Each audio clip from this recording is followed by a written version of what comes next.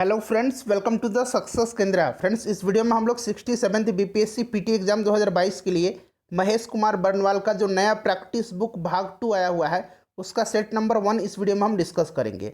देखिए फ्रेंड्स, महेश कुमार बर्नवाल का जो प्रैक्टिस बुक भाग 1 था उसको हम लोगों ने कवर कर लिया था।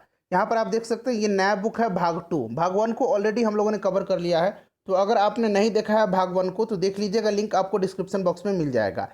चैनल पर जो लोग पहली बार आए हैं चैनल को सब्सक्राइब कर लेंगे और बेल आइकन को जरूर दबा लेंगे, ताकि जब भी इसी तरह का कोई भी इंपॉर्टेंट वीडियो बीपीएससी से संबंधित अपलोड किया जाए तो उसका नोटिफिकेशन सबसे पहले आपके पास पहुंच जाए। तो चलिए फ्रेंड्स, बिना देरी किए हुए आज का सेशन स्टार्ट करते हैं। फ्रेंड्स, प्लीज़ वीडियो को लाइक और शेयर जरूर कर दीजिएगा। तो फ्रेंड्स, जैसे कि मैंने बताया कि इस वीडियो में हम लोग महेश कुमार बर्नवाल का जो नया प्रैक्टिस बुक आया हुआ है भाग 2 उसका सेट नंबर 1 इस वीडियो में हम कवर करेंगे। यहाँ पर देख सकते हैं अभ्यास प्रश्न पत्र संख्या 1 लिखा गया है। तो फ्रेंड्स, थोड़ा सा मैं जूम कर देता हूँ ताकि आपको स्पष्ट दिखाई दे। जी हाँ फ्रेंड्स, पहला प्रश्न पढ़िएगा। देखिए, पहला प्रश्न है कि निम्नलिखित में से किस हड़प्पा कालीन स्थल से हल का टेराकोटा प्राप्त हुआ है। देखिए, अगर आपको आंसर पता है तो आप आंसर कमेंट बॉक्स में देकर के बताते चलेंगे। ध्यान दीजिएगा फ्रेंड्स, राइट आंसर इसका ऑप्शन नंबर बी हो जाएगा, बनावली। बनावली जो है ये हरियाणा में है और यहीं से हल का टेराकोटा प्राप्त हुआ है। कृषि के प्राचीनतम साक्ष्य पाकिस्तान के बलूचिस्तान प्रांत में स्थित मेहरगढ़ से प्राप्त हुआ है। जूते हुए खेत और नक्काशीदार ईंटों के प्रयोग का साक्ष्य कालीबंगन से मिला है। और फ्रेंड्स, रंगपुर एवं लोथल से चावल के दाने मिले हैं, जिससे धान की खेती होने का प्रमाण मिलता है। चावल का प्रथम साक्ष्य जो है ये लोथल से ही मिला है। तो इन सबको आप ध्यान रखेंगे। दूसरा प्रश्न देखिएगा कि आर्यों की प्रशासनिक इकाई में सबसे निचले पायदान पर था। तो फ्रेंड्स ध्यान दीजिए, देखिए आर्यों की प्रशासनिक इकाई को 5 भागों में विभाजित किया गया है। बिल्कुल मैं आपको आरोही क्रम में इन 5 भागों के बारे में बता रहा हूं, ध्यान रखेंगे। कुल हो जाएगा, उसके बाद ग्राम, उसके बाद विष, उसके बाद जन, उसके बाद राष्ट्र हो जाएगा। सबसे निचला पायदान पूछा गया है तो मैंने आरोही क्रम में आपको बताया है, तो ये कुल हो जाएगा। ठीक है, सबसे निचला पायदान कुल हो जाएगा और सबसे ऊंचा जो पायदान है वो राष्ट्र हो जाएगा। ध्यान रखेंगे, ग्राम के मुखिया को ग्रामीणी कहा जाता था, विश्व के प्रधान को विश्वपति कहा जाता था एवं जन के शासक को राजन कहा जाता था। चलिए, उसके बाद नेक्स्ट क्वेश्चन देखिएगा कि ऋग्वेद के किस मंडल में चारों वर्णों का उल्लेख मिलता है। ऋग्वेद के किस मंडल में चारों वर्णों का उल्लेख मिलता है। तो ऋग्वेद के 10वें मंडल में पुरुष सूक्त के चारों वर्णों का उल्लेख मिलता है। ठीक है, तो राइट आंसर इसका हो जाएगा ऑप्शन नंबर बी। अच्छा फ्रेंड्स, ऋग्वेद का जो 9वां मंडल है इसमें भी पूछा जाता है, तो 9वें मंडल में देवता सोम का उल्लेख है। ठीक है, सोम का उल्लेख है, ध्यान रखेंगे। चलिए आगे बढ़ते हैं। नेक्स्ट क्वेश्चन है कि महात्मा बुद्ध का महापरिनिर्वाण किसके गणतंत्र में हुआ था। यानी कि महात्मा बुद्ध की मृत्यु पूछा गया है। तो देखिए, महात्मा बुद्ध का महानिर्वाण जो है, महापरिनिर्वाण, ये मल्लों के शासनकाल में उनकी 80 वर्ष की अवस्था में 483 ईसा पूर्व में कुशीनीरा में हुआ था। ठीक है, तो राइट आंसर हो जाएगा यहाँ पर मल्लों के। चलिए, उसके बाद नेक्स्ट क्वेश्चन देखिएगा कि प्रसिद्ध चीनी यात्री हेन स्वांग ने किसके शासनकाल में भारत की यात्रा की थी। तो हेन स्वांग जो था ये हर्षवर्धन के शासनकाल में भारत आया था, आपको याद है। चलिए आगे बढ़ते हैं कि शिवनेरी निम्नलिखित में से क्या है। तो शिवनेरी जो था एक दुर्ग था। ठीक है, शिवनेरी एक दुर्ग था या किला कह सकते हैं। ठीक है, जो महाराष्ट्र राज्य में पुणे के समीप अवस्थित था और यहीं पर शिवाजी का जन्म हुआ था 6 अप्रैल 1627 ईस्वी को। ध्यान रखेंगे, तो right answer option number B हो जाएगा, एक किला। एक और दुर्ग आपको याद रखना है, पनहाला दुर्ग। ठीक है, पनहाला दुर्ग ये भी शिवाजी से संबंधित है। पनहाला दुर्ग को शिवाजी ने किससे छीना था, तो बीजापुर से छीना था। इसको भी आप ध्यान रखेंगे। चलिए फ्रेंड्स आगे बढ़ते हैं। फ्रेंड्स प्लीज़ वीडियो को लाइक कर दीजिएगा। और हम लोगों ने बिहार का जो स्पेशल इंपॉर्टेंट करंट अफेयर्स है उसका सीरीज हम लोगों ने स्टार्ट किया है और उस सीरीज में हम लोग 550 से अधिक इंपॉर्टेंट बिहार करंट अफेयर्स को कवर कर रहे हैं। कल हमने पार्ट 1 कवर किया हुआ था, उसका लिंक डिस्क्रिप्शन में मिल जाएगा, जरूर देख लीजिएगा। और यहाँ पर लगातार आपकी एग्जाम तक, चाहे आप बीपीएससी की तैयारी कर रहे हो चाहे आप सीडीपीओ की तैयारी कर रहे हैं, आपकी एग्जाम तक रेगुलर वीडियो हमारे चैनल के माध्यम से आपको उपलब्ध करवाए जाएंगे। इसीलिए चैनल को सब्सक्राइब करके बेल आइकन को दबा लीजिएगा। देखिए, ताजमहल का निर्माण करने वाला मुख्य स्थापत्य कलाकार कौन था। ताजमहल का निर्माण किसने करवाया था, तो शाहजहां ने करवाया था। और इसका जो मुख्य स्थापत्य कलाकार था वो उस्ताद अहमद लाहौरी था। तो राइट आंसर इसका ऑप्शन नंबर ए हो जाएगा। ठीक है, option number A correct answer इसका हो जाएगा। उसके बाद देखिए, मोहम्मद फ़कीर और मीर हासिम, ये जो थे फ्रेंड्स, मोहम्मद फ़कीर और मीर हासिम, ये शाहजहां के शासनकाल के प्रसिद्ध चित्रकार थे। उसके बाद क्वेश्चन नंबर 8 देखिए, क्वेश्चन नंबर 8 है कि महात्मा गांधी ने भारतीय राष्ट्रीय कांग्रेस के किस अधिवेशन की अध्यक्षता की थी।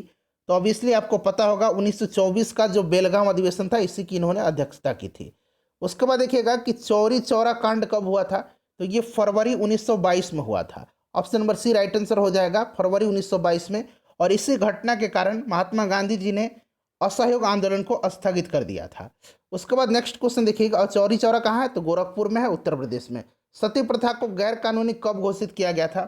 सती प्रथा को गैर कानूनी जो है 1829 में लॉर्ड विलियम बेंटिक ने राजा राम मोहन राय के प्रयासों से इसको गैर कानूनी घोषित किया था। तो राइट आंसर 1829 हो जाएगा। देखिए क्वेश्चन नंबर 11 कह रहा है कि मिलान करना है। यहाँ पर देखिए एक तरफ मंदिर दिए गए हैं, दूसरे तरफ उनका स्थान दिया गया है। तो देखिए फ्रेंड्स, मीनाक्षी मंदिर जो है ये आपका हो जाएगा मदुरई, ठीक है, मदुरई हो जाएगा। वेंकटेश्वर मंदिर ये तिरुमल हो जाएगा। महाकाल मंदिर उज्जैन हो जाएगा। और बेलूर मठ हावड़ा हो जाएगा। तो ये क्रम जो होगा ये आपका ऑप्शन नंबर बी में दिया गया है। यहाँ पर देख सकते हैं 2 1 4 3। चलिए फ्रेंड्स, अगला क्वेश्चन कर लेते हैं। नेक्स्ट क्वेश्चन हमारा क्वेश्चन नंबर 12। देखिए क्वेश्चन नंबर 12 है कि निम्नलिखित में से किस वंश ने उत्तर एवं दक्षिण भारत के मध्य सेतु की भूमिका निभाई थी। तो यह राजवंश कौन था। तो फ्रेंड्स ये सातवाहन था। सातवाहन वंश का संस्थापक कौन था। तो सीमुख था। कौन था फ्रेंड्स, सीमुख था। और सातवाहन वंश का सबसे प्रतापी शासक कौन था। तो सातकर्णी था। ठीक है, ध्यान रखेंगे, गौतमी पुत्र सातकर्णी, याद रखेंगे, ठीक है। और ये जो सातवाहन वंश थे, इन्होंने ही सर्वप्रथम ब्राह्मणों को भूमि दान देने का जो प्रथा था इसका प्रारंभ किया था। नेक्स्ट क्वेश्चन 13 नंबर देखिए। देखिए फ्रेंड्स, क्वेश्चन नंबर 13 है हमारा कि किसके शासनकाल को स्थापत्य कला का स्वर्णकाल कहा जाता है। तो स्थापत्य कला का स्वर्णकाल जो है ये किसके शासनकाल को कहा जाता है। शाहजहां के शासनकाल को कहा जाता है। ध्यान रखेंगे, शाहजहां के शासनकाल को कहा जाता है। शाहजहां ने कुछ प्रमुख इमारतें बनवाई थी, जैसे दिल्ली का लाल किला है, आगरा का ताजमहल है, उसके बाद दीवाने आम है, दीवाने खास है, इन सबको याद रखेंगे। चलो उसके बाद देखिएगा कि बहमनी राज्य की स्थापना इनमें से किसके समय में हुई थी। बहमनी राज्य की स्थापना जो है यह किसके समय में हुई थी, ये आपसे पूछा जा रहा है। तो मोहम्मद बिन तुगलक के शासनकाल में। किसके समय में, मोहम्मद बिन तुगलक के शासनकाल में। तो राइट आंसर इसका ऑप्शन नंबर ए हो जाएगा, ठीक है। मोहम्मद बिन तुगलक के शासनकाल में महाराष्ट्र में अलाउद्दीन बहमन शाह ने 1347 ईस्वी में 1347 ईस्वी में स्वतंत्र बहमनी राज्य की स्थापना की थी। और मोहम्मद बिन तुगलक के शासनकाल में ही दक्षिण भारत में विजयनगर साम्राज्य की स्थापना हरिहर और बुक्का नामक भाइयों ने किया था। उसके बाद देखिएगा कि पालिताना का पवित्र मंदिर किस धर्म से संबंधित है। ये जो पालिताना का पवित्र मंदिर है ये गुजरात के भावनगर में स्थित है, ठीक है फ्रेंड्स। और ये जैनों का प्रसिद्ध मंदिर है, तो ये जैन धर्म से संबंधित हो जाएगा। ऑप्शन नंबर बी इसका करेक्ट आंसर हो जाएगा, ठीक है। चलिए अगला क्वेश्चन देखिएगा कि कलिंग नरेश खारवेल से संबंधित जानकारी कहाँ से मिलती है। कलिंग नरेश खारवेल जो थे ये महामेघवाहन वंश के सबसे प्रतापी शासक थे, ठीक है फ्रेंड्स। और देखिए खारवेल के बारे में जानकारी हाथी गुम्फा अभिलेख से प्राप्त होती है। Option number A right answer हो जाएगा। सर्वप्रथम भारतवर्ष का जिक्र जो है ये हाथी गुम्फा अभिलेख में ही किया गया है। नेक्स्ट क्वेश्चन देखिएगा कि द्वैध शासन का जनक किसे माना जाता है। तो फ्रेंड्स ये सर लियोनेल कार्टियस को माना जाता है। ऑप्शन नंबर डी इसका राइट आंसर हो जाएगा। फ्रेंड्स प्लीज़ वीडियो को लाइक कर दीजिएगा। किसी भी ग्रुप में हैं आप, चाहे टेलीग्राम है, फेसबुक है, या फिर आप कहीं भी हैं किसी भी ग्रुप में, आप इसको जरूर शेयर कर दीजिएगा। देखिए बंगाल विभाजन की घोषणा कब हुई थी। तो देखिए फ्रेंड्स, सर्वप्रथम बंगाल विभाजन की घोषणा का जो प्रस्ताव है ये दिसंबर 1903 में लाया गया था। Option number A right answer हो जाएगा। औपचारिक रूप से इसकी घोषणा 19 जुलाई 1905 को की गई थी और 16 अक्टूबर 1905 को बंगाल विभाजन प्रभावी हो गया था। चलिए तो 1903 हो जाएगा राइट आंसर इसका। उसके बाद देखिएगा कि अमृतसर शहर के संस्थापक कौन थे। अमृतसर शहर के संस्थापक पूछा गया है। तो फ्रेंड्स ये कौन थे। तो राइट आंसर इसका क्या हो जाएगा बताइए। इसका जो करेक्ट आंसर हो जाएगा अमृतसर शहर के संस्थापक सिख धर्म के यानी कि सिखों के जो चौथे गुरु थे Guru Ramdas. Option number B correct answer इसका हो जाएगा। चलिए उसके बाद नेक्स्ट क्वेश्चन देखिएगा कि शेर शाह के प्रशासन में दीवाने कजा का संबंध था। दीवाने कजा का संबंध जो था ये न्याय विभाग से था। किससे था, न्याय विभाग से था। Option number B right answer इसका हो जाएगा। इसके प्रमुख अधिकारी को काजी कहा जाता था। क्या कहा जाता था, काजी कहा जाता था। शेर शाह ने भूमि के माप के लिए सन की डंडी की माप की जगह जब्ती प्रचलन प्रारंभ किया था। उसके बाद 21 नंबर क्वेश्चन देखिएगा फ्रेंड्स। 21 नंबर है हमारा कि रंपा विद्रोह का क्षेत्र विस्तार था। तो देखिए रंपा विद्रोह जो था यह आंध्र प्रदेश के गोदावरी नदी के उत्तरी क्षेत्र में हुआ था। ठीक है, किसके नेतृत्व में, तो सीताराम राजू के नेतृत्व में। तो ऑप्शन नंबर बी हो जाएगा आंध्र प्रदेश। उसके बाद देखिए इनमें से किस नियमानुसार राजा राम मोहन राय को अपनी पत्रिका मिरात उल अखबार का प्रकाशन बंद करना पड़ा था? तो ये अनुज्ञप्ति नियम 1823 के अनुसार। Option number B right answer इसका हो जाएगा। देखिए वर्ष 1823 में जॉन एडक्स जो था ये कार्यवाहक गवर्नर जनरल बनने के बाद भारतीय प्रेस पर पूर्ण नियंत्रण स्थापित कर दिया था। ठीक है, चलिए उसके बाद नेक्स्ट क्वेश्चन करेंगे। अगला क्वेश्चन है फ्रेंड्स हमारा कि राजेंद्र प्रसाद ने किसे पाकिस्तान का जन्मदाता माना है? तो राजेंद्र प्रसाद ने पाकिस्तान का जन्मदाता मोहम्मद अली जिन्ना को कहा है। तो मोहम्मद अली जिन्ना हो जाएगा ऑप्शन नंबर ए। उसके बाद देखिए सार्जेंट आयोग का संबंध किससे था? सार्जेंट आयोग 1944 में भारत सरकार के शिक्षा सलाहकार सर जॉन सार्जेंट की शिक्षा व्यवस्था में सुधार करने का सुझाव दिया था। यह योजना प्राथमिक विद्यालय उच्च माध्यमिक विद्यालय की स्थापना से संबंधित थी। तो राइट आंसर इसका ऑप्शन नंबर सी हो जाएगा, शिक्षा से। उसके बाद देखिएगा कि इत्माद-उद-दौला के मकबरे का निर्माण किसने करवाया था? इत्माद-उद-दौला एक पदवी था जो कि किसको दिया गया था? मिर्जा गियास बेग को दिया गया था। मिर्जा गियास बेग जो थे ये नूरजहां के पिता थे। ठीक है, तो राइट आंसर हो जाएगा इसमें से नूरजहां ने आगरा में इत्माद-उद-दौला के मकबरा का निर्माण करवाया था। तो इन सबको आप ध्यान रखेंगे। देखिए कांच को बनाने में निम्नलिखित में से कौन से तत्व को शामिल किया जाता है? तो कांच के बनाने में जो है सिलिका, सोडियम सिलिकेट और कैल्शियम सिलिकेट का मिश्रण जो है ये होता है। ठीक है, तो राइट आंसर ऑप्शन नंबर ई हो जाएगा। उपरोक्त में से एक से अधिक इसका करेक्ट आंसर हो जाएगा। चलिए आगे बढ़ते हैं। ऑक्सीजन सिलेंडर में किस निष्क्रिय गैस का उपयोग किया जाता है? तो फ्रेंड्स ऑक्सीजन सिलेंडर में हीलियम गैस का उपयोग किया जाता है। ऑप्शन नंबर बी हो जाएगा। 28 नंबर देखिएगा। 28 नंबर है कि हल्दी यानी कि टर्मरिक में किस तत्व की प्रमुखता से एंटीऑक्सीडेंट गुण पाया जाता है? तो फ्रेंड्स ये यहाँ पर देखिएगा करक्यूमिन की उपलब्धता के कारण। ठीक है, ऑप्शन नंबर इसका डी जो होगा राइट आंसर हो जाएगा। ठीक है, इसीलिए हल्दी का रंग पीला भी होता है। उसके बाद देखिएगा कि महिलाओं में पुरुषों जैसे लक्षण दिखना क्या कहलाता है? तो फ्रेंड्स ये लक्षण जो है ये विरिलिज्म कहलाता है। इसको आप ध्यान रखेंगे। नीला थोथा का रासायनिक सूत्र पूछा गया है तो CuSO4 × 5H2O होता है। तो यहाँ पर देखिए ऑप्शन नंबर ए में दिया गया है। उसके बाद देखिए पेंडेमिक शब्द का प्रयोग किया जाता है। तो पेंडेमिक शब्द का प्रयोग जो किया जाता है ये संक्रामक महामारी के संदर्भ में किया जाता है। ऑप्शन नंबर ए जो होगा इसका राइट आंसर हो जाएगा। उसके बाद देखिएगा अभी जो कोरोना आया था इसको पेंडेमिक नाम दिया गया था। ए-सैट मिसाइल का वास्तविक नाम क्या है? ए-सैट मिसाइल का वास्तविक नाम पृथ्वी डिफेंस व्हीकल मार्क 2 है। Prithvi defence vehicle mark 2। Option number B इसका राइट आंसर हो जाएगा। इसका विकास DRDO के द्वारा भारतीय बैलिस्टिक मिसाइल रक्षा कार्यक्रम के तहत पूर्णतः स्वदेशी तकनीक के आधार पर किया गया है। परमाणु क्रमांक को प्रदर्शित करते हैं। तो राइट आंसर इसका ऑप्शन नंबर बी हो जाएगा। ठीक है, option number B correct answer हो जाएगा।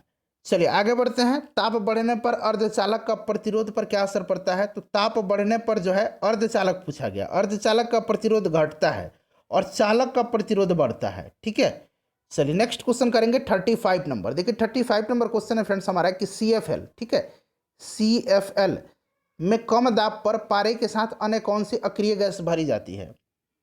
कॉम्पैक्ट फ्लोरोसेंट लैंप, इसका फुल फॉर्म क्या होता है? कॉम्पैक्ट फ्लोरोसेंट लैंप होता है। ठीक है, ध्यान रखेंगे। तो CFL ट्यूबलाइट में कम दाब पर पारे की वाष्प के साथ अक्रिय गैसों का उपयोग किया जाता है। अक्रिय गैस जैसे कि ऑर्गन, जेनॉन, नियोन का। तो एक से अधिक इसका राइट आंसर हो जाएगा। चलिए उसके बाद नेक्स्ट क्वेश्चन देखिएगा कि पीतल के बर्तनों को कलई करते समय गर्म बर्तन की सफाई के लिए प्रयोग किए जाने वाले अमोनिया क्लोराइड चूर्ण से निकलने वाला धुआं है। तो फ्रेंड्स ये जो धुआं है ये क्या है? तो ये अमोनिया एवं हाइड्रोक्लोरिक अम्ल का है। ऑप्शन नंबर डी इसका राइट आंसर हो जाएगा। ठीक है, चलिए उसके बाद नेक्स्ट क्वेश्चन देखिए केसर प्राप्त किया जाता है। तो केसर पुष्प की वर्तिका और वर्तिकाग्र दोनों से प्राप्त किया जाता है। तो एक से अधिक इसका राइट आंसर हो जाएगा। सोने को घोला जा सकता है। तो देखिए फ्रेंड्स सोना को घोला जा सकता है एक्वारेजिया में। एक्वारेजिया क्या है फ्रेंड्स? तो ध्यान देंगे 3 भाग सांद्र हाइड्रोक्लोरिक अम्ल, 3 भाग सांद्र हाइड्रोक्लोरिक अम्ल का होता है और 1 भाग जो होता है फ्रेंड्स वो होता है आपका किसका? 1 भाग होता है आपका सांद्र नाइट्रिक अम्ल का। ठीक है, तो ये HNO3 हो जाएगा। तो राइट आंसर ऑप्शन नंबर इसमें से ई हो जाएगा इसका। ठीक है, चलिए आगे बढ़ते हैं कि गोताखोरों के सांस लेने संबंधी प्रक्रिया में उपयोग की जाने वाली गैस कौन सी है? तो फ्रेंड्स यह जो गैस है यह गैस कौन सी है? तो यह गैस ऑक्सीजन और हीलियम हो जाएगा। ऑप्शन नंबर बी इसका करेक्ट आंसर हो जाएगा। उसके बाद देखिए खारे पानी यानी कि रॉ वाटर के शुद्ध पानी में परिवर्तित करने की प्रक्रिया को कहते हैं। तो फ्रेंड्स इसको क्या कहा जाता है? इसको कहा जाता है उत्क्रम प्रसरण, ठीक है, रिवर्स ऑस्मोसिस इसको कहा जाता है। ऑप्शन नंबर बी हो जाएगा राइट आंसर। 41 नंबर देखिएगा कि शक्कर के किण्वन से क्या बनता है। शक्कर के किण्वन से बनता है एथाइल अल्कोहल या फिर एथिल अल्कोहल आप कह सकते हैं, ठीक है। तो यहाँ पर देखिएगा इथाइल अल्कोहल दिया गया है। उसके बाद देखिएगा कि ठोस के द्रव्य बनने की क्रिया कहलाती है। ठोस के द्रव्य बनने की क्रिया जो है ये क्या कहलाती है। ठोस के द्रव्य बनने की क्रिया को गलन कहा जाता है, ठीक है, ध्यान रखेंगे। उसके बाद देखिएगा निम्नलिखित में से किस विटामिन को हार्मोन भी कहा जाता है। विटामिन डी को हार्मोन माना जाता है। इसका रासायनिक नाम कैल्सीफेरॉल होता है। इसकी कमी से बच्चों में रिकेट्स एवं बड़ों में ऑस्टियोमलेशिया नामक रोग होता है। तो ये विटामिन डी हो जाएगा। विटामिन सी का रासायनिक नाम स्कर्वी है। विटामिन बी का रासायनिक नाम क्या है। विटामिन बी का रासायनिक नाम थायमिन है। और विटामिन ई का रासायनिक नाम क्या है, जरा आप मुझे कमेंट करके बताएंगे। चलो उसके बाद नेक्स्ट क्वेश्चन देख लीजिएगा कि निम्नलिखित में से किसे प्रकृति की किडनी के नाम से भी जाना जाता है। तो प्रकृति के किडनी के नाम से जाना जाता है किसको। तो फ्रेंड्स ये जो वेटलैंड्स हैं, आर्द्र भूमि है, इनको जाना जाता है। ऑप्शन नंबर सी इसका राइट आंसर हो जाएगा, ठीक है, ध्यान रखेंगे। चलिए आगे बढ़ते हैं, नेक्स्ट क्वेश्चन कर लेंगे कि निम्नलिखित में से कौन सा जोड़ा सुमेलित नहीं है। तो देखिए आयोडीन 131 का उपयोग जो है थायराइड में किया जाता है। कोबाल्ट 60 का उपयोग रक्त कैंसर में किया जाता है। आर्सेनिक 74 का इस्तेमाल ट्यूमर की पहचान में किया जाता है। सोडियम 24 का इस्तेमाल जो है रक्त व्यक्तिक्रम में किया जाता है। तो सभी सुमेलित है, तो एक से अधिक राइट आंसर इसका हो जाएगा। शाकाहारी किस पोषक स्तर के अंतर्गत आते हैं। शाकाहारी अपनी भोजन मुख्यतः पौधों से प्राप्त करते हैं, इसीलिए ये प्राथमिक उपभोक्ता कहलाते हैं और ये पोषण स्तर 2 के अंतर्गत आते हैं। ऑप्शन नंबर इसका बी हो जाएगा, पोषण स्तर 2। उसके बाद देखिए भारत में भूतापीय ऊर्जा संबंधी क्षेत्र में सम्मिलित नहीं है। तो देखिए ये जो पुगा घाटी है ये भूतापीय ऊर्जा क्षेत्र है और पुगा घाटी जो है फ्रेंड्स ये लद्दाख में है। उसके बाद मणिकर्ण जो है, मणिकर्ण कहाँ पर है, तो ये हिमाचल प्रदेश में है। तपोवन जो है ये उत्तराखंड में है। उसके बाद तातापानी जो है ये छत्तीसगढ़ में है और ये सभी के सभी भूतापीय ऊर्जा संबंधी क्षेत्र हैं। तो एक से अधिक इसका राइट आंसर हो जाएगा। उसके बाद 48 नंबर देखिएगा कि किसी तत्व के समस्थानिक गुण निर्भर होते हैं। किसी तत्व के समस्थानिक गुण निर्भर होते हैं इलेक्ट्रॉन की संख्या पर, ठीक है, इलेक्ट्रॉन की संख्या पर, जबकि प्रोटॉन की संख्या तत्व के परमाणु क्रमांक को प्रदर्शित करती है। तो ऑप्शन नंबर ए हो जाएगा। औषधि विज्ञान का पिता के नाम से कौन जाने जाते हैं। तो औषधि विज्ञान के पिता के नाम से जाना जाता है हिप्पोक्रेट्स को। तो यहाँ पर देखिए हिप्पोक्रेट्स दिया गया है, ऑप्शन नंबर बी। उसके बाद देखिएगा कि मच्छरों के नियंत्रण हेतु प्रयोग की जाने वाली कीटभक्षी मछली कौन सी है। तो आपको पता है ये गैम्बूसिया है। ऑप्शन नंबर डी हो जाएगा राइट आंसर, गैम्बूसिया, ठीक है, ये ताजे पानी की मछली है। उसके बाद देखिएगा कि 49 डिग्री अक्षांशीय रेखा निर्धारित करती है। तो फ्रेंड्स यह जो सीमा रेखा बनाती है ये संयुक्त राज्य अमेरिका और कनाडा के बीच सीमा का निर्धारण करती है। तो संयुक्त राज्य अमेरिका और कनाडा, देखिए ऑप्शन नंबर डी में यहाँ पर दिया गया है। उसके बाद फ्रेंड्स ध्यान रखेंगे एक और जो है पूछा जाता है 38वीं समानांतर रेखा। ये जो है फ्रेंड्स ये उत्तर कोरिया और दक्षिण कोरिया के बीच सीमा का निर्धारण करती है। पृथ्वी की आंतरिक संरचना में घनत्व का निर्धारण कौन सी भूकंपीय तरंगें करती है, बताइए। तो ये करती है प्राथमिक तरंग, ठीक है, प्राथमिक तरंग करती है। तो राइट आंसर इसका हो जाएगा आपका ऑप्शन नंबर सी हो जाएगा, प्राथमिक तरंग करती हैं। चलिए उसके बाद नेक्स्ट क्वेश्चन देखिएगा, लेटराइट मृदा किस समूह की मृदा का उदाहरण है। लेटराइट मृदा जो है फ्रेंड्स, लेटराइट मृदा एवं लाल मृदा, ये जो है मृदा मंडलीय समूह वाली मृदा का उदाहरण है, ठीक है। तो मंडलीय मृदा हो जाएगा ऑप्शन नंबर ए। और फ्रेंड्स इसी समूह में जलोढ़ मृदा, लाल पीली मृदा, पर्वतीय मृदा, लवणीय मृदा ये सब सम्मिलित हैं। अगला क्वेश्चन देखिए, पंबन द्वीप अवस्थित है। पंबन द्वीप जो है फ्रेंड्स यह कहाँ पर है, तो भारत और श्रीलंका के मध्य में है। ऑप्शन नंबर ए इसका राइट आंसर हो जाएगा, ठीक है। चलिए यह जो है पंबन द्वीप रामेश्वरम इसी पर स्थित है, पंबन द्वीप पर ही, यह मन्नार की खाड़ी में स्थित है। उसके बाद देखिएगा कि पैग्मेटाइट नामक आग्नेय चट्टानों से कौन से खनिज तत्व प्राप्त होते हैं। तो फ्रेंड्स ये अबरक प्राप्त होता है। अबरक एक हल्का खनिज है और यह काले या हरे रंग का होता है। सफ़ेद अबरक के टुकड़े पैग्मेटाइट नामक आग्नेय चट्टान से मिलते हैं, ठीक है, सफ़ेद अबरक के टुकड़े। तो अबरक हो जाएगा यहाँ पर, सफ़ेद अबरक के टुकड़े जो हैं ये पैग्मेटाइट नामक आग्नेय चट्टान से प्राप्त होते हैं। उसके बाद देखिएगा कि निम्नलिखित में से कौन सा एक पतन नगर नहीं है। तो देखिए इसमें से ये जो कैनबरा है ये पतन नगर नहीं है। कैनबरा जो है ये ऑस्ट्रेलिया की राजधानी है। बाकी देखिएगा लंदन, रोम और न्यूयॉर्क ये जो है फ्रेंड्स ये पतन नगर हैं, ठीक है, ध्यान रखेंगे। चलिए आगे बढ़ते हैं,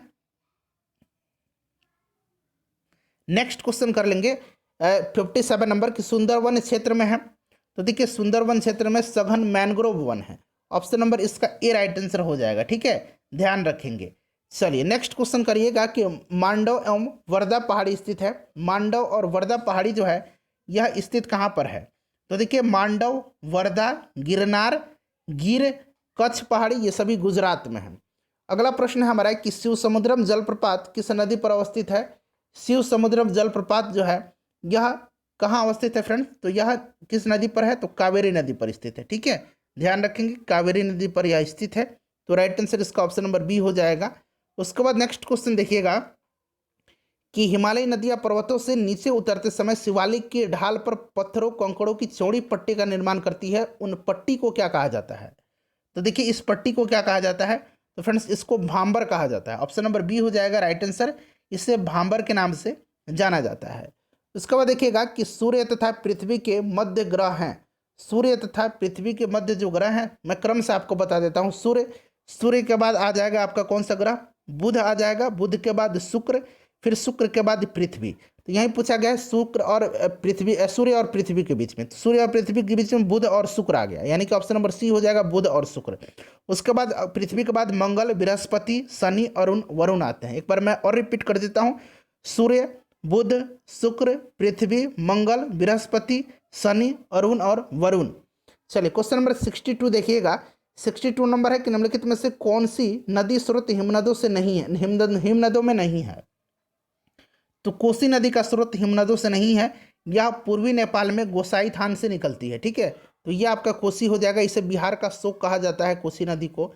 उसके बाद देखिए भारत में उत्तर से दक्षिण की ओर जाते हुए नदियों का निम्नलिखित में से सही अनुक्रम क्या? उत्तर से दक्षिण पूछा गया है, तो उत्तर से दक्षिण की ओर प्रवाहित होने वाली जो नदी है वो सही क्रम इसमें से श्योक हो जाएगा, उसके बाद जास्कर हो जाएगा, उसके बाद स्पीति हो जाएगा और सतलज हो जाएगा। तो ये देखिए ऑप्शन नंबर यहाँ पर बी में दिया गया, श्वेक, जास्कर, स्पीति और सतलज।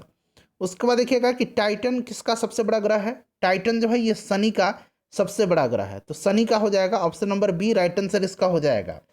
चलिए उसके बाद नेक्स्ट क्वेश्चन देखेंगे 65 नंबर के भारत में तटीय प्रदेशों को कितने भाग में बांटा गया है? भारत में जो है तटीय प्रदेशों को 5 भागों में बांटा गया है। कोंकण तट, कन्नड़ तट, मालाबार तट, कोरोमंडल तट और उत्तरी सरकार। तो option number A right answer हो जाएगा। भारत की सबसे बड़ी जनजाति कौन सी है?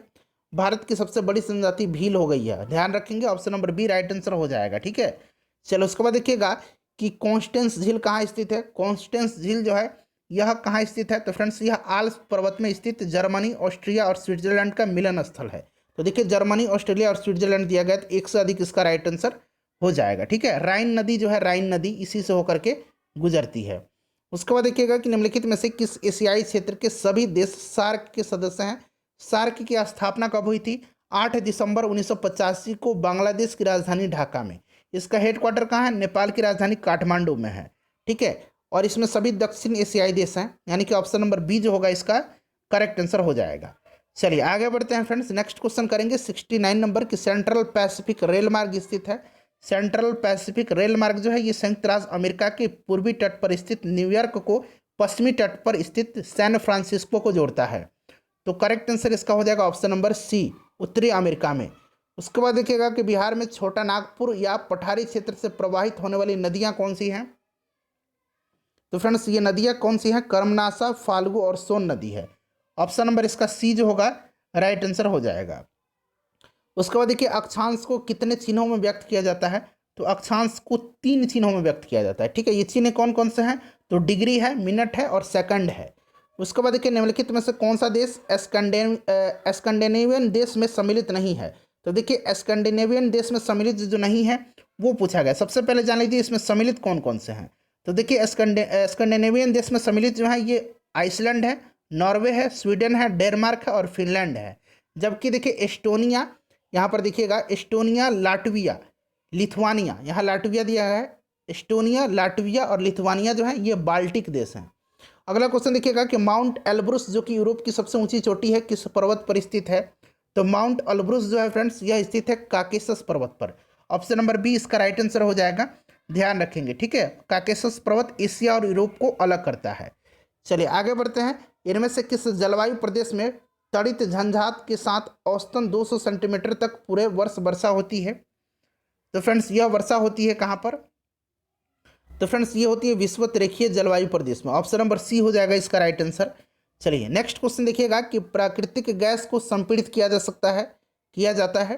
तो प्राकृतिक गैस को संपीड़ित किया जाता है 200 से लेकर के 250 किलोग्राम पर सेंटीमीटर स्क्वायर के दाब पर।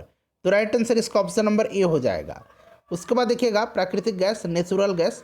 उसके बाद नेक्स्ट क्वेश्चन है हमारा कि इनमें से कौन सी नदियाँ तिब्बत से निकल करके भारतीय सीमा में प्रवेश करती है?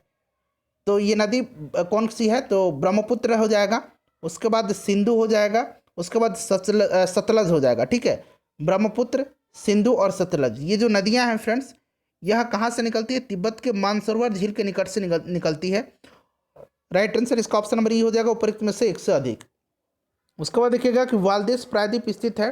तो देखिए वाल्देस प्रायद्वीप जो है ये अर्जेंटीना में है। यह अर्जेंटीना में दक्षिण अमेरिकी की सबसे ऊंची चोटी एकांकागुआ तथा सबसे निचला स्तर वाल्देस प्रायद्वीप स्थित है। कहाँ? अर्जेंटीना में है वाल्देस प्रायद्वीप, जो कि सबसे निचला स्तर है, निचला स्थान है। उसके बाद सबसे अगर ऊंचा स्थान पूछा जाए, ऊंची चोटी, तो एकांकागुआ है। उसके बाद देखिएगा कि पारंपरिक ऊर्जा स्रोतों में सम्मिलित नहीं है। तो पारंपरिक ऊर्जा स्रोतों में जो सम्मिलित नहीं है वो आपका इसमें से हो जाएगा बायोगैस। ठीक है, option number D right answer हो जाएगा। पारंपरिक ऊर्जा स्रोत उस ऊर्जा स्रोत को कहा जाता है जिसका उपयोग मानव पारंपरिक तौर पर आरंभ से ही करता चला आ रहा है, जैसे कि कोयला, पेट्रोलियम, लकड़ी, चारकोल, सूखा गोबर, ये सब आते हैं। ठीक है, चलो उसके बाद देखिएगा कि राष्ट्रीय योजना आयोग की सर्वप्रथम मांग कब की गई थी? राष्ट्रीय योजना आयोग की मांग सर्वप्रथम की गई थी 1934 में। ऑप्शन नंबर बी हो जाएगा राइट आंसर। 1934 में भारतीय पूंजीपतियों के संगठन federation of Indian chambers of commerce and commodity ने राष्ट्रीय नियोजन की महत्ता को देखते हुए राष्ट्रीय योजना आयोग की मांग की थी। उसके बाद देखिएगा राष्ट्रीय आय के आकलन की गई श्रृंखला का आधार वर्ष क्या है? तो फ्रेंड्स इसका आधार वर्ष आपको पता है 2011-12 है। उसके बाद देखिएगा विश्व बौद्धिक संपदा से संबंधित सत्य कथनों की पहचान करें। तो देखिए फ्रेंड्स सत्य कथन की पहचान इसमें से करना है। तो इसमें से देखिए इसका स्थापना 1967 में हुई थी, सही दिया गया है। उसके बाद इसका मुख्यालय जिनेवा में है, ये भी सही है। वर्तमान में इसके 191 देश है, ये भी सही है। इसका जो है भारत सदस्य देश नहीं, ये गलत है।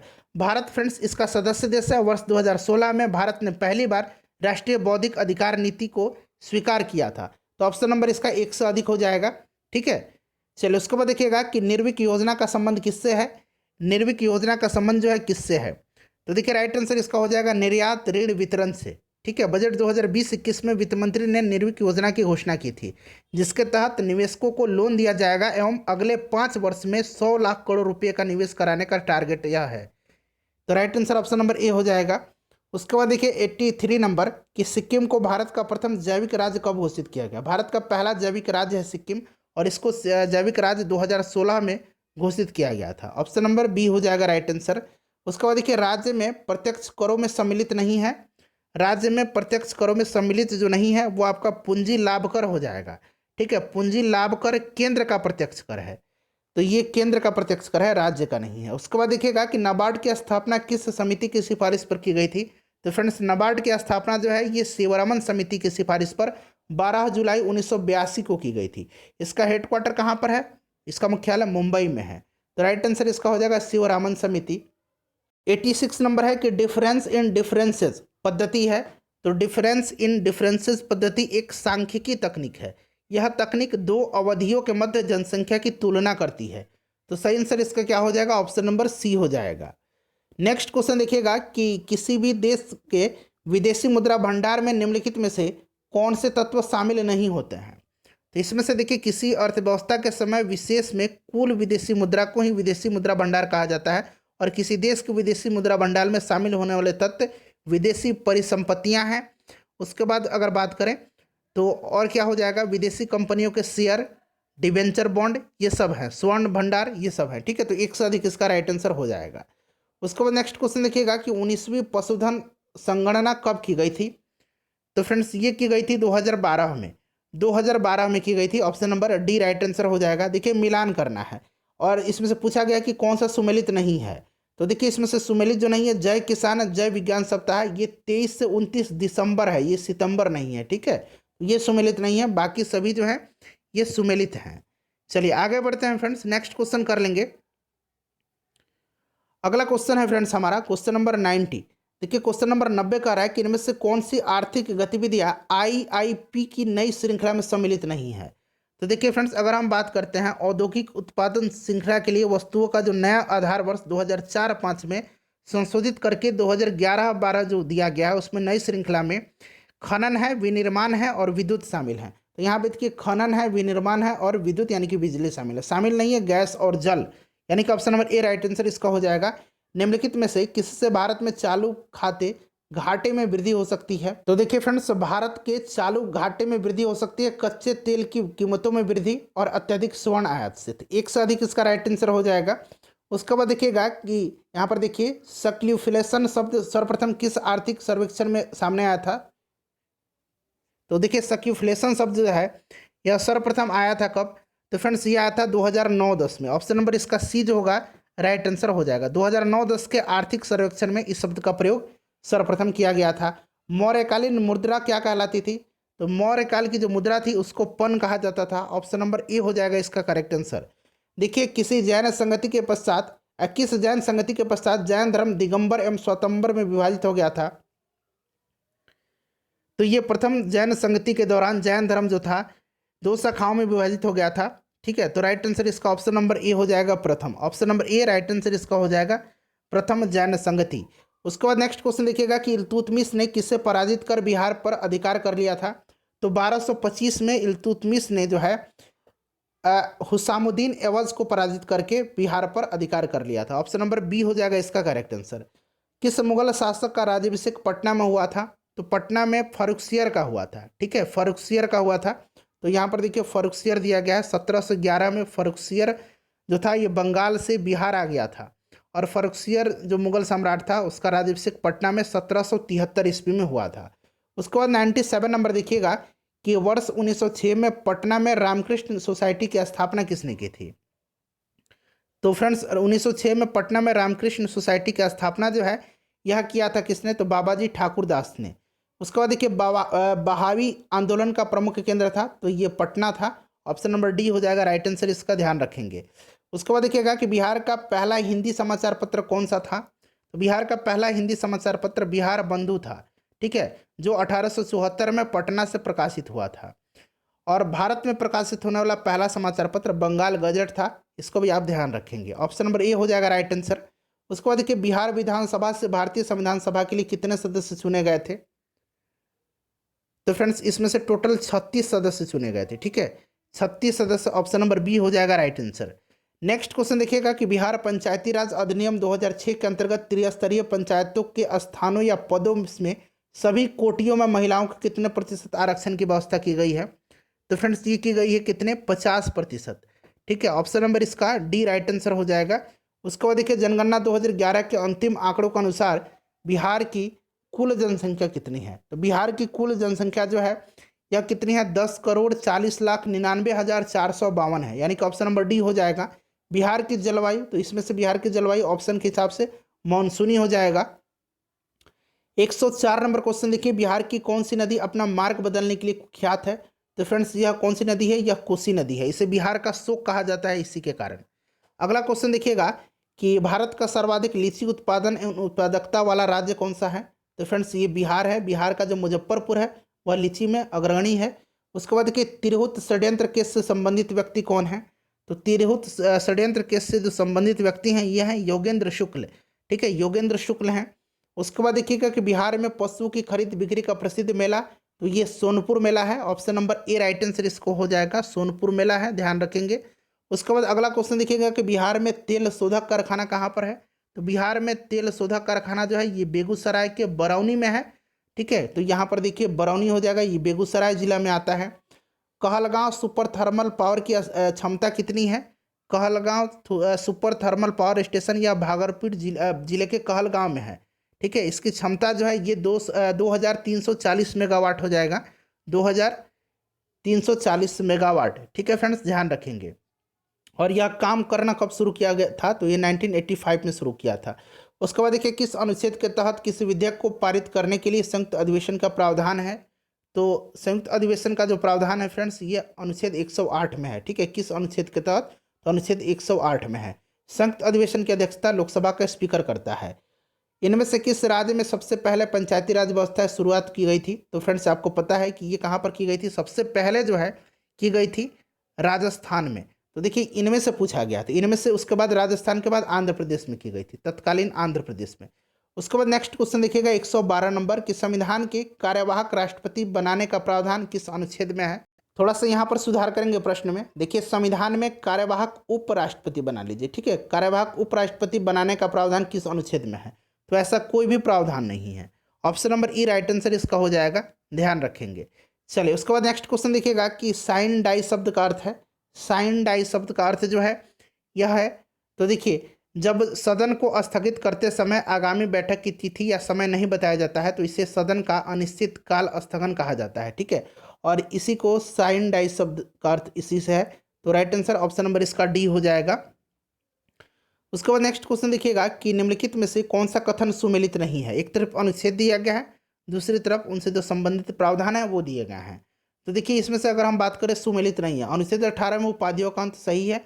अनुच्छेद 22 में कुछ मामलों में गिरफ्तारी एवं निर्दोषता का संरक्षण है, ये भी सही दिया गया है। अनुच्छेद 29 जो है फ्रेंड्स यह अल्पसंख्यकों के हितों से संरक्षण है, ये भी सही है। अनुच्छेद 31 बी जो है यह कुछ अधिनियमों एवं विनियमनों की वैधता करता है, ये भी सही है। तो सभी के सभी सुमेलित हैं, ऑप्शन नंबर ई हो जाएगा, इनमें से कोई नहीं।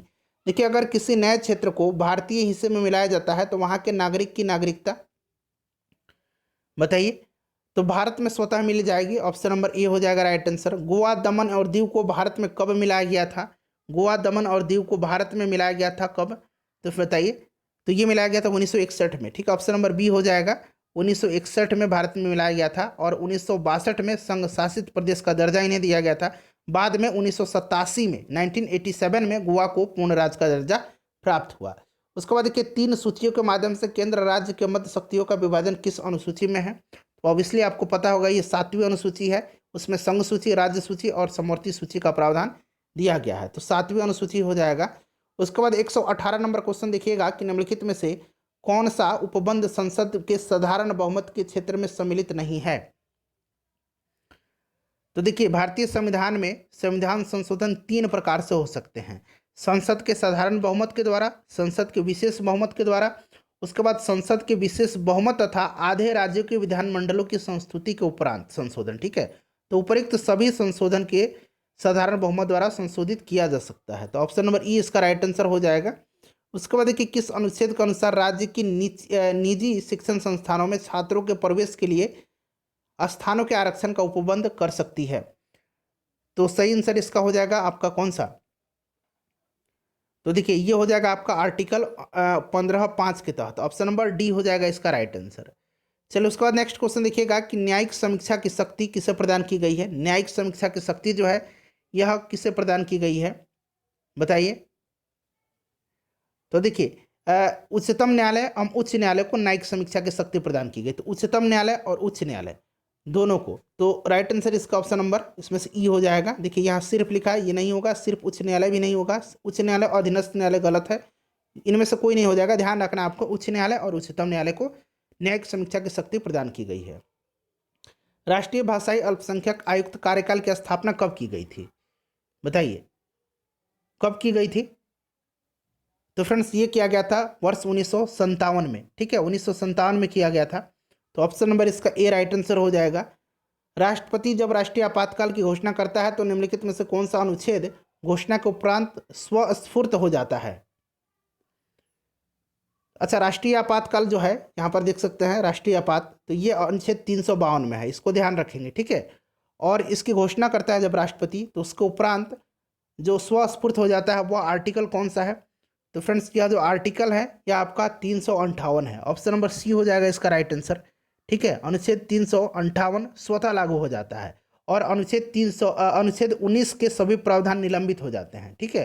अनुच्छेद 19 के सभी प्रावधान निलंबित हो जाते हैं और अनुच्छेद 358 स्वतः लागू हो जाता है। उसके बाद देखिए श्रमिकों को पर्याप्त मजदूरी न दिए जाने से संविधान के किस अनुच्छेद का उल्लंघन होता है? तो ये अनुच्छेद 23 है, ठीक है, ध्यान रखेंगे। चलिए आगे बढ़ते हैं। नेक्स्ट क्वेश्चन है हमारा कि निम्नलिखित में से किस प्रकार की विधेयक के माध्यम से संसद द्वारा किसी राज्य का नाम परिवर्तित किया जा सकता है?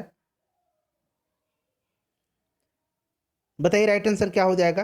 तो अनुच्छेद 4 में यह प्रावधान किया गया है कि नए राज्यों के प्रवेश या गठन और नए राज्यों के निर्माण, क्षेत्रों की सीमाओं या मौजूदा राज्यों के नाम में परिवर्तन को अनुच्छेद 368 के तहत संविधान के संशोधन के रूप में नहीं माना जाएगा।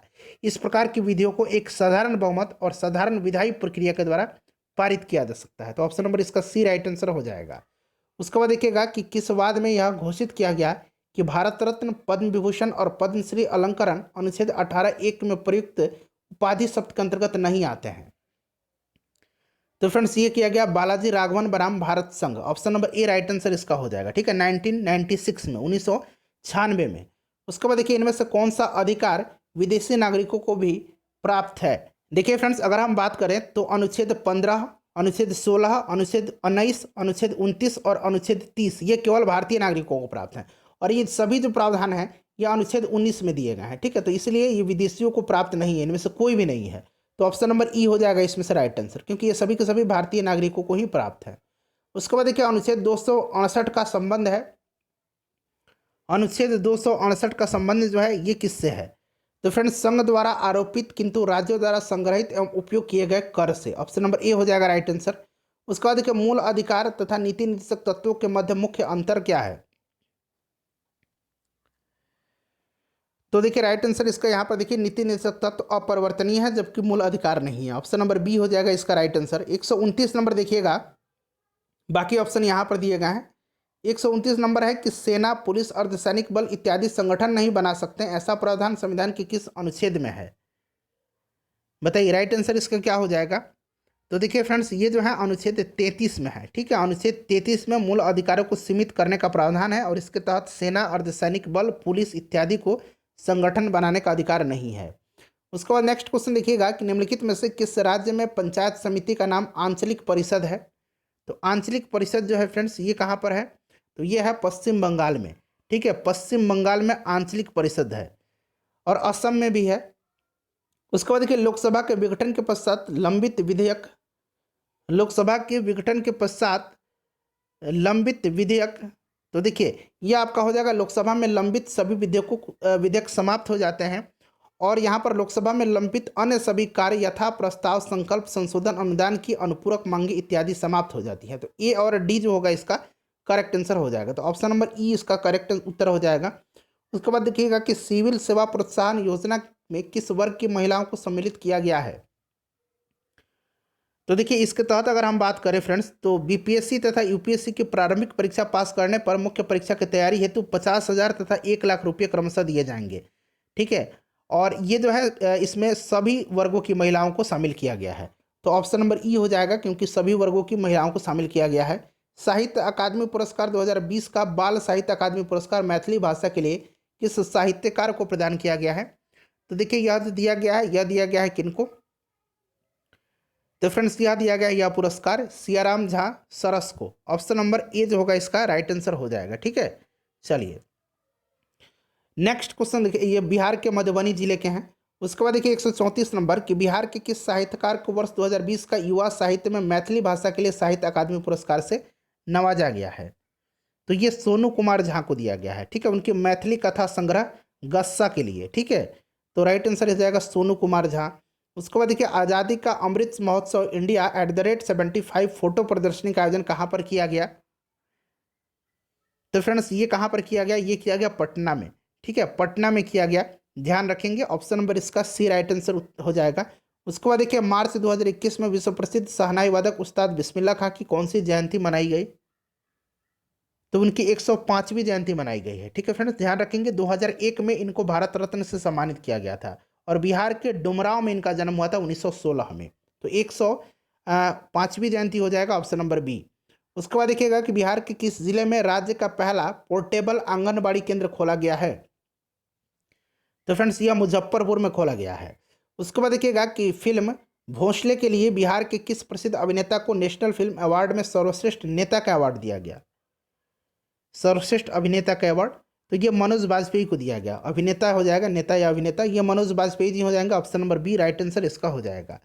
चलिए अगला क्वेश्चन देखिएगा कि बिहार के किस व्यक्ति को राष्ट्रीय अध्यापक वैज्ञानिक परिषद द्वारा साराभाई अध्यापक वैज्ञानिक राष्ट्रीय मानद पुरस्कार 2021 से सम्मानित किया गया है। तो फ्रेंड्स ये सम्मानित किया गया है आनंद कुमार को। Option number B right answer हो जाएगा, आनंद कुमार जी को सम्मानित किया गया है। उसके बाद 140 नंबर क्वेश्चन देखिएगा कि बिहार के किस व्यक्ति को अमेरिका पुरुष हॉकी टीम का नया मुख्य कोच बनाया गया है? तो ये बनाया गया है हरेंद्र सिंह को। ऑप्शन नंबर सी हो जाएगा, हरेंद्र सिंह को बनाया गया है। चलिए नेक्स्ट क्वेश्चन है कि एडिडास कंपनी ने दीपावली के समय ऑफर निकाला। ये मैथ का क्वेश्चन है, ठीक है फ्रेंड्स। देखिए मैथ का क्वेश्चन है, इनका आंसर मैं फटाफट आपको बता देता हूँ। 150 तक में मैथ के क्वेश्चन है। ऑप्शन नंबर ए हो जाएगा इसका राइट आंसर। उसके बाद देखिएगा 142 का करेक्ट आंसर जो हो जाएगा फ्रेंड्स वो हो जाएगा आपका 121। यहाँ पर देखिए 121 दिया गया है। 143 का जो करेक्ट आंसर हो जाएगा वो आपका कितना हो जाएगा? आपका ऑप्शन नंबर डी हो जाएगा, 1 हो जाएगा। ठीक है, वीडियो को पॉज कर लीजिए और आप लोग वीडियो को सॉल्व कर लीजिएगा। ठीक है फ्रेंड्स, चलिए प्लीज़ वीडियो को लाइक कर दीजिए और इसे शेयर कर दीजिएगा। 144 का जो करेक्ट आंसर हो जाएगा वो आपका 7/5 हो जाएगा, जो कि यहाँ पर देखिए ऑप्शन नंबर ए में दिया गया। चलिए आगे बढ़ते हैं। नेक्स्ट क्वेश्चन देखिएगा 145। देखिए क्वेश्चन नंबर 145 जो है फ्रेंड्स, इसका करेक्ट आंसर कितना हो जाएगा? तो इसका करेक्ट आंसर हो जाएगा आपका √17, यानी कि ऑप्शन नंबर ए हो जाएगा।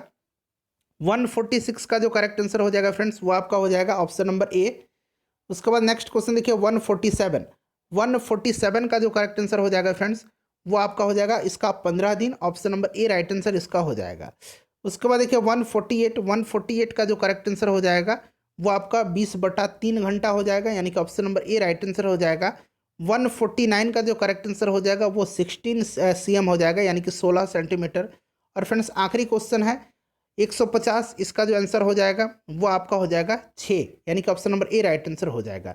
ये जो नीचे आप देख रहे हैं फ्रेंड्स, इसका आप स्क्रीनशॉट ले लीजिए और इसको एक बार आप लोग पढ़ लीजिएगा। ठीक है, क्योंकि यहाँ पर इंपॉर्टेंट पॉइंट्स दिया गया है। वीडियो को पॉज कर लीजिए और पढ़ लीजिए। मैं धीरे धीरे स्क्रॉल कर रहा हूँ, इसको एक बार आप लोग जरूर पढ़ लीजिएगा। वीडियो को लाइक कर दीजिए और फ्रेंड्स प्लीज़ इसे शेयर कर दीजिए।